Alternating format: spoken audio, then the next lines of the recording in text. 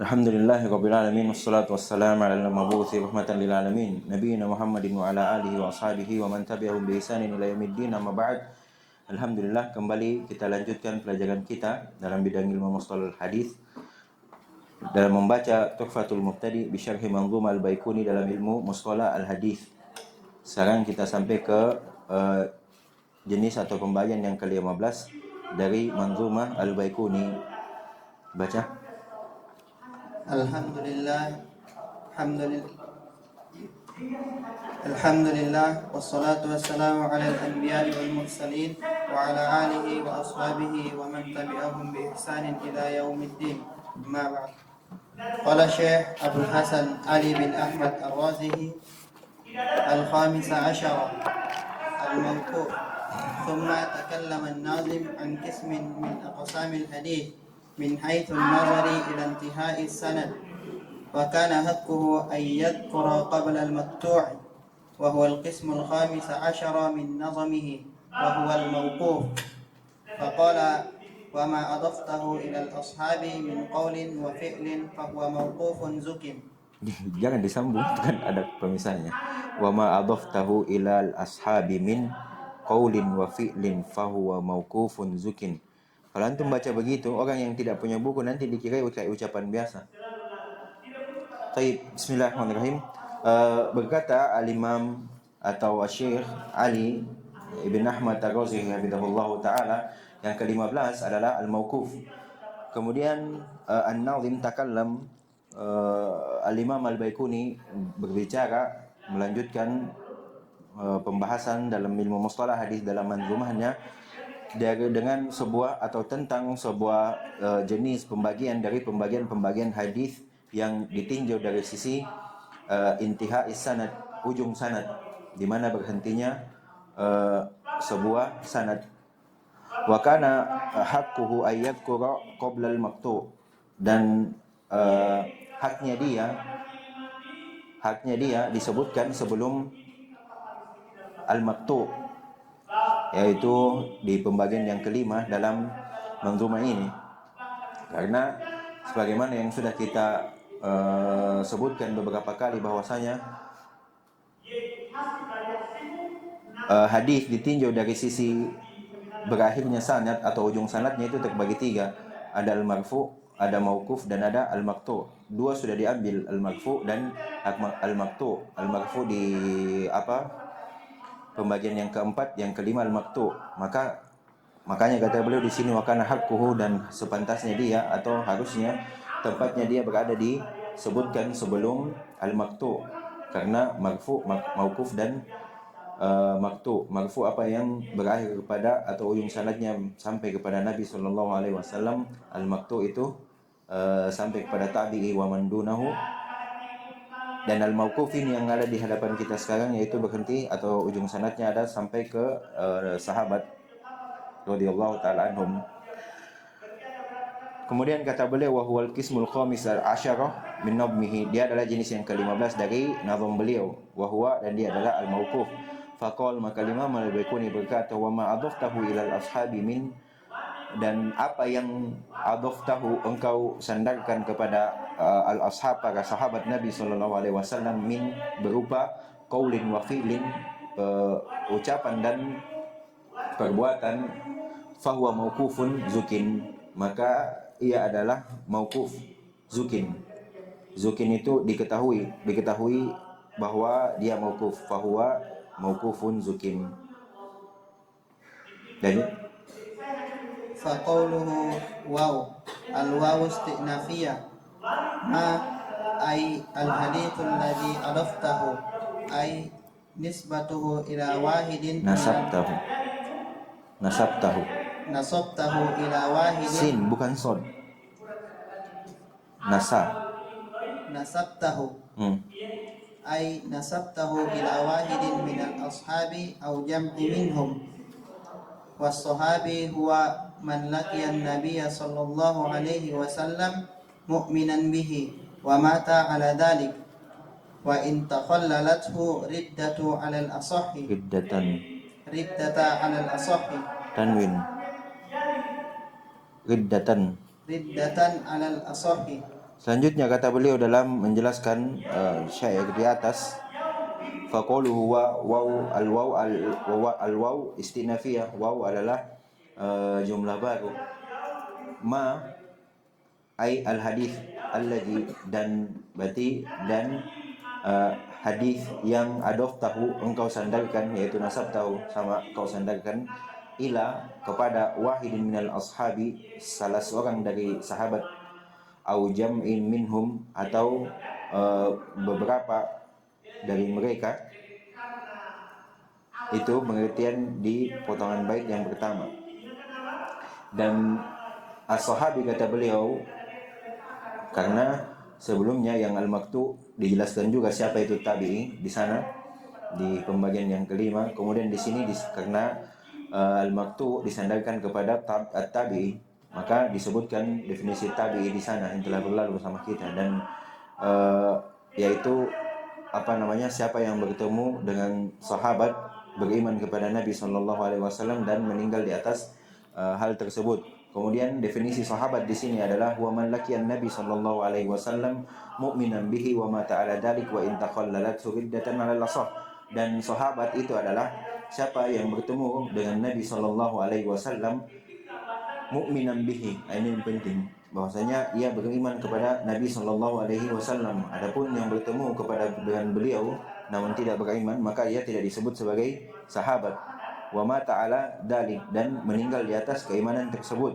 Jadi kalau dia meninggal di atas kemurtadan, mungkin setelah Nabi meninggal beberapa di antara mereka ada yang kembali ke agama dahulu mereka, artinya murtad, kemudian meninggal di atas itu, maka ia tidak disebut sebagai sahabat, walaupun semasa hidupnya ia bertemu dengan Nabi dan ia beriman kepada Nabi, akan tetapi meninggal di atas keadaan tidak di atas Islam. Waliyadzubillah. Wa intaqallat riddatan al-lasah, walaupun dia pernah murtad, pernah keluar dari Islam. Di atas pendapat yang sahih, maksudnya dia pernah keluar dari Islam kemudian kembali lagi ke Islam dan meninggal di atas Islam.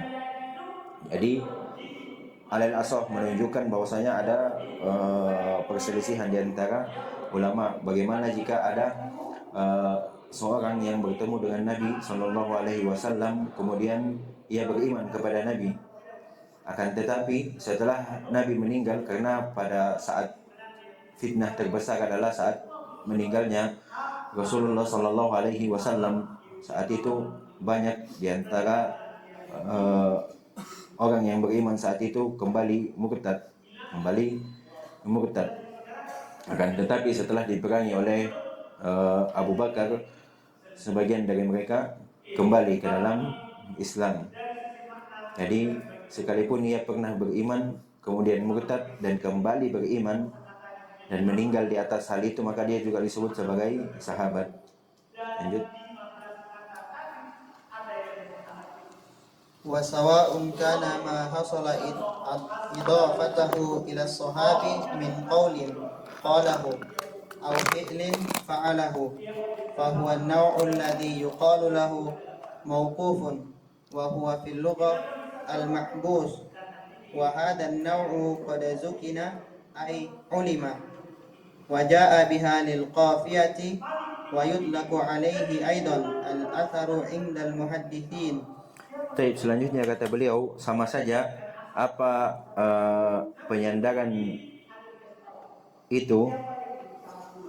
kepada sahabat itu berupa qaulin qalahu, yaitu yang diucapkan oleh sahabat, au fi'lin fa'alahu, atau perbuatan yang dilakukan oleh sahabat, fahuwa an-naw'ul ladzi yuqal, maka dia adalah jenis yang disebut mauquf. Jadi apa saja yang disandarkan kepada sahabat, baik itu berupa ucapan dan perbuatan, maka dia disebut sebagai mauquf. Fa huwa fil lughah, secara bahasa mauquf itu adalah al-mahbus, yang ditahan. Mauquf itu secara bahasa. Wa hadan nau qad zukin, dan jenis ini qad zukin ai ulimah, diketahui bahwasanya mauquf itu diketahui bahwasanya dia adalah apa yang disandarkan kepada sahabat, baik berupa ucapan ataupun perbuatan. Wajah abihalil qafiyah, dan zukin ini, kata zukin ini dia datang hanya untuk sebagai pelengkap saja, sebagai penutup, digunakan untuk menyeimbangkan timbangan syair.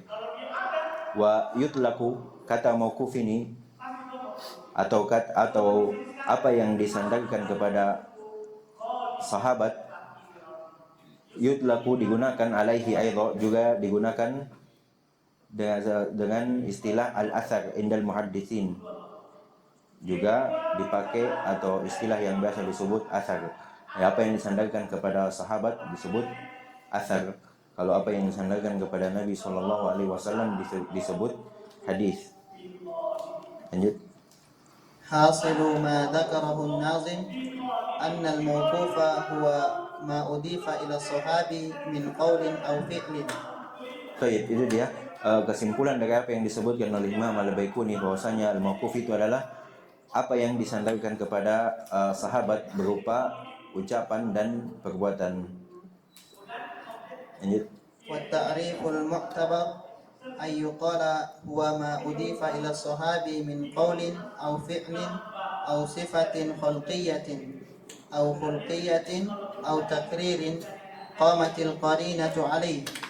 هذا كله مما لا قرينة فيه للرفع. Lanjut. قولنا ما أضيف إلى الصحابي أخرج ما أضيف إلى التابعي فيقال مقطوع ولا يقال فيه موقوف إلا مع التكييد فيقال موقوف على محمد بن سير وهكذا. Baik, selanjutnya kata beliau, wa ta'riful mu'tabar, istilah yang dianggap, yang biasa digunakan di tengah ulama, yaitu disebutkan bahwasanya mauquf huwa ma udhifa ila sahabati min qawlin aw fi'lin aw sifatin khalqiyatin aw khuluqiyah, yaitu apa yang disandarkan kepada sahabat berupa ucapan atau perbuatan atau sifat khalqiyah, yaitu fisik, keadaan fisiknya, atau khuluqiyah, akhlaknya, atau takrir qomatil qarinah alaihi, atau pembenaran, penetapan yang qomatil qarinah, yang ada indikasi bahwa hal tersebut memang betul dikuatkan oleh atau ditetapkan oleh sahabat.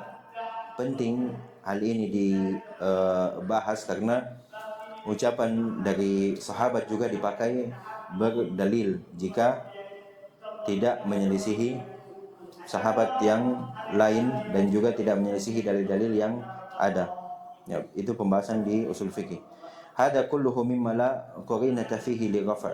Nah, semua ini jika tidak ada indikasi bahwasanya hal tersebut marfu li rafa'. Hal tersebut marfu, hal tersebut adalah takrir dari Nabi sallallahu alaihi wasallam.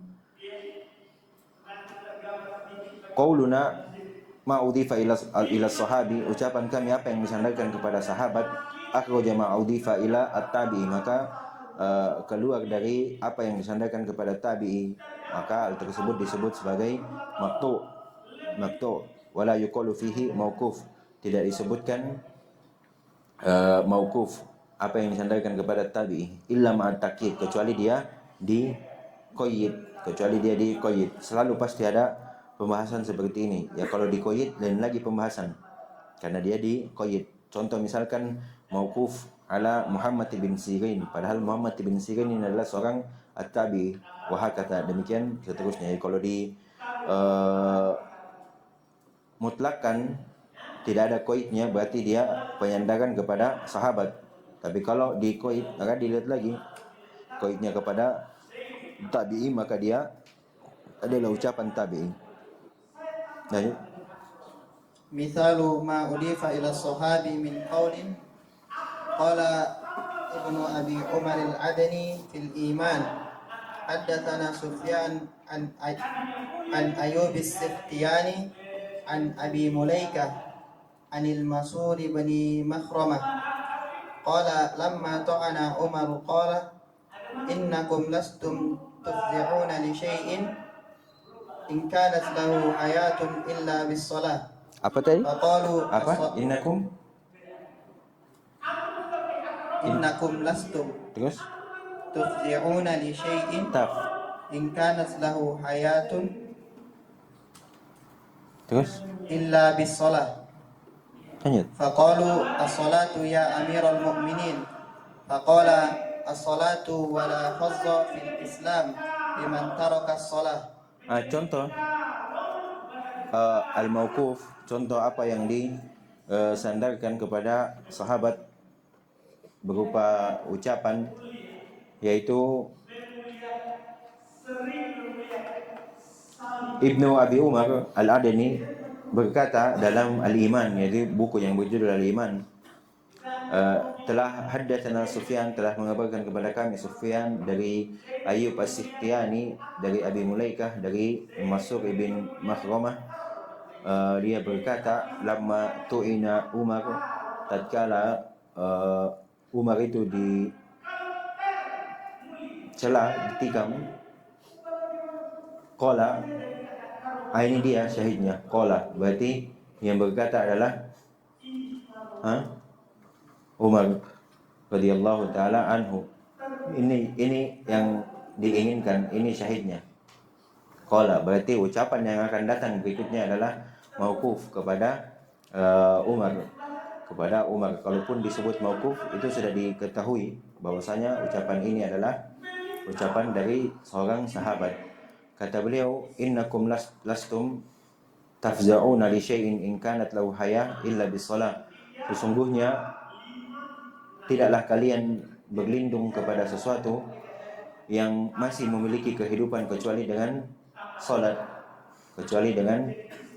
salat. Pada dari itu wasta'inu bis-sabri was-salah. Faqalu, maka mereka yang ada di situ berkata, as-salat ya Amirul Mukminin, salat wahai Amirul Mukminin, maksudnya kita berlindung dengan salat. Terus kemudian Umar berkata selanjutnya, iya salat wala hadza fil Islam liman taraka salat, dan tidak ada bagian dalam Islam bagi orang yang meninggalkan salat. Maksudnya tidak ada bagian dari Islam bagi orang yang meninggalkan salat adalah dia kafir. Penting menjadi sebagaimana yang sudah disebutkan tadi, menjadi pembahasan kita ketahui bahwasanya ini adalah ucapan seorang sahabat karena dia menjadi dalil, karena dia dijadikan hujjah. Dia juga dijadikan hujjah.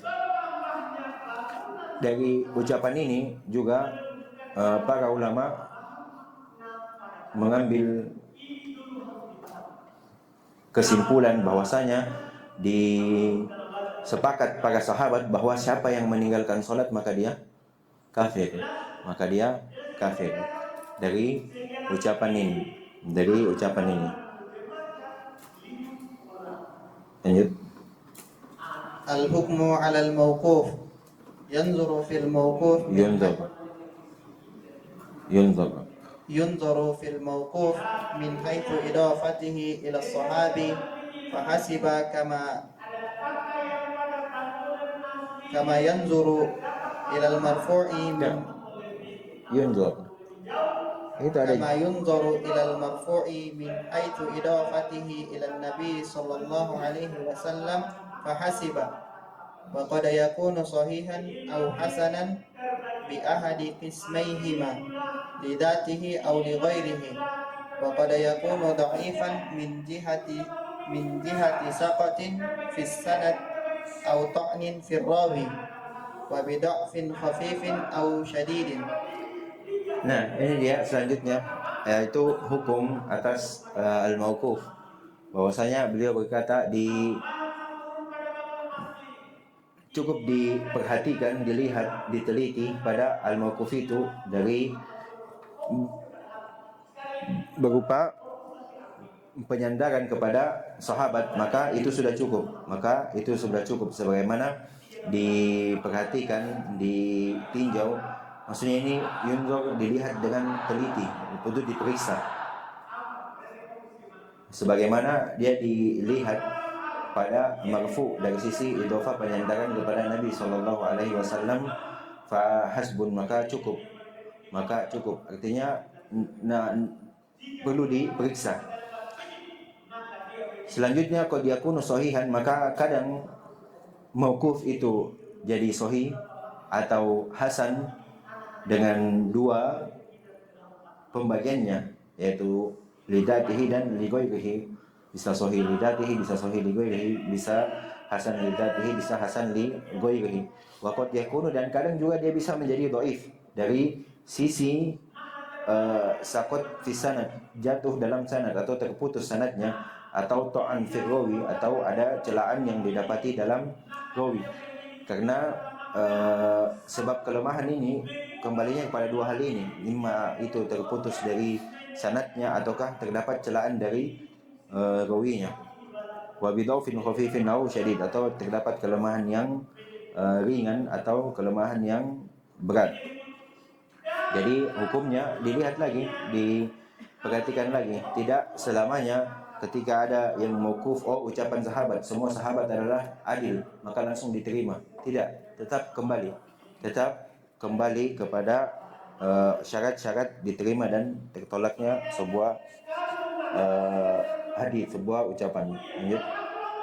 واعلم أنه يحتاج في إثباته والحكم عليه ما يحتاج الحديث المقبول، وقول من يقول هو أثر والأمر فيه سهل، هذا قول من لم يدرك قيمة آثار الصحابة.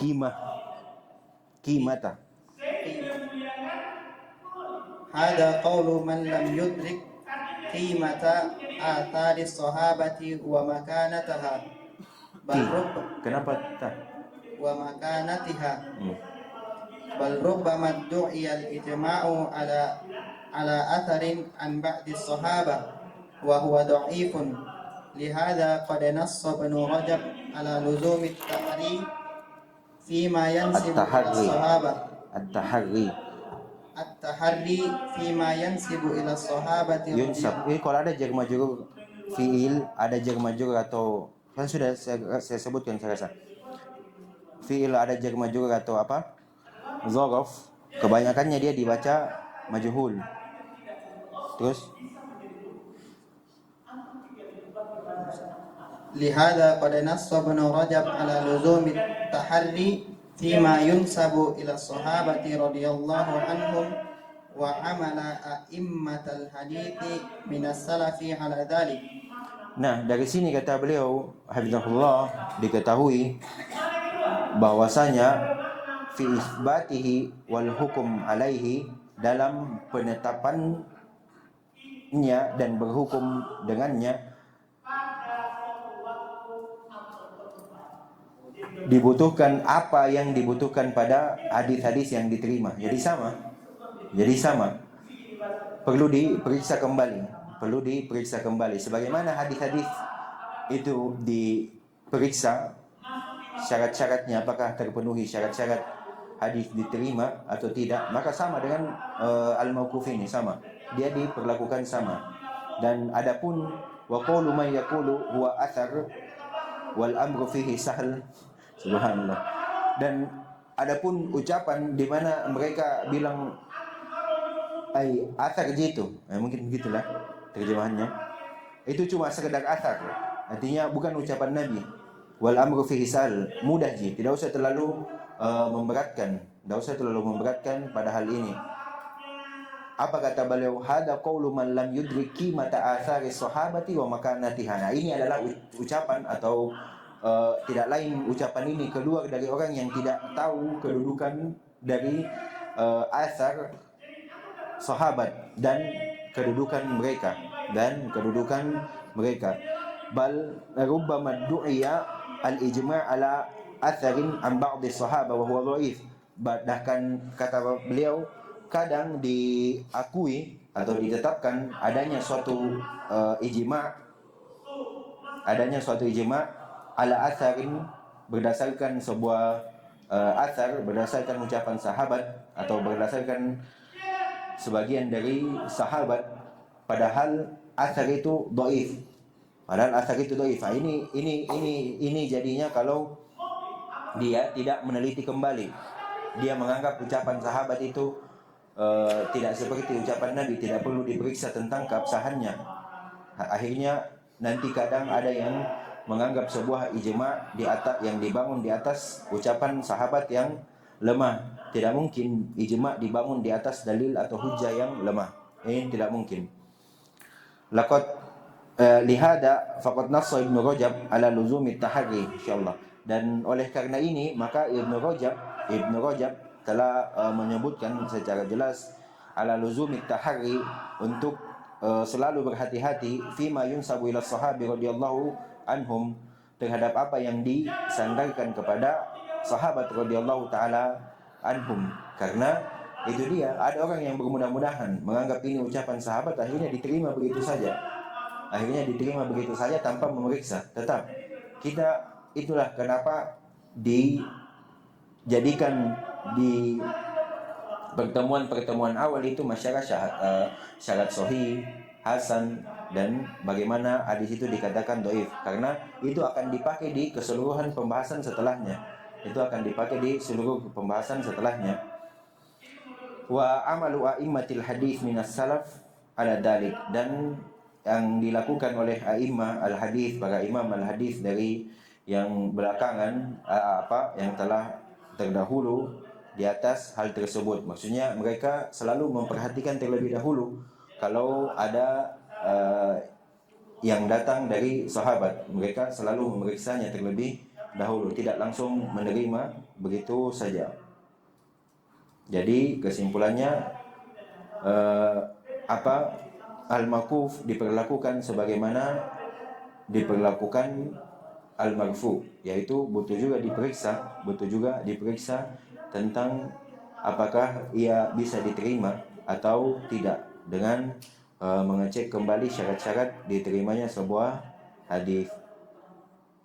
Terakhir, min madhanil mawquf musannaf Ibnu Abi Syaibah wa musannaf al-Imam Abdul Razzaq wa ma'anil athari lit-Tahawi.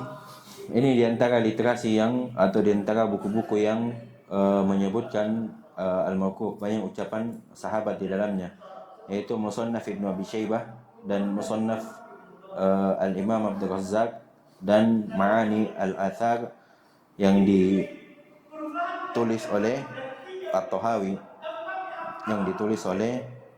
al-Imam At-Tahawi rahimahullah. Baik, berarti sampai sini sudah selesai, sudah lengkap pembahasan hadis jika ia ditinjau dari ujung sanadnya. Maka harus terus diperhatikan istilah ini. Sebenarnya mudahnya cukup kita hafal saja satu, karena ini berurutan sebenarnya, maka ia sudah enak. Misalnya sudah mudah kita pahami, sudah mudah kita hadirkan. Misalkan pembahasan tentang marfu, mauquf dan maktu, maka ini dia menjadi atau ditinjau dari ujung sanad, berakhir kepada siapa ucapan tersebut disandarkan. Tinggal mudahnya kita urut saja, al-marfu yang pertama, yang kedua mauquf, yang ketiga adalah maktu. Kalau al-marfu itu yang disandarkan kepada Nabi SAW, maka di bawahnya berarti yang lebih rendah lagi daripada beliau. Kalau mauquf berarti sahabat, kalau maktu berarti at-tabi'in wa man dunahu, dan siapa yang di bawah dari tabi'in. Adapun penjelasan selebihnya semisal pembagian, dan itu adalah rincian-rincian yang lebih luas sedikit. Baik, subhanallah wa bihamdihi, asyhadu an la ilaha illa anta, astaghfiruka wa atubu ilaik. Alhamdulillah.